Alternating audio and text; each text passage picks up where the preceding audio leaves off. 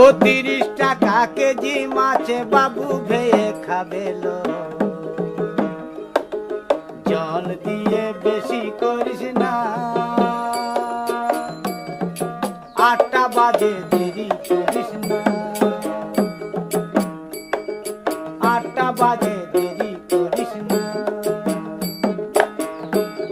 ও 30 টাকা কেজি মাছে বাবু ভেয়ে খাবেলো।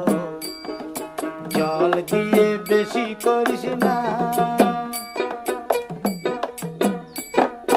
8টা বাজে দেরি করিস না।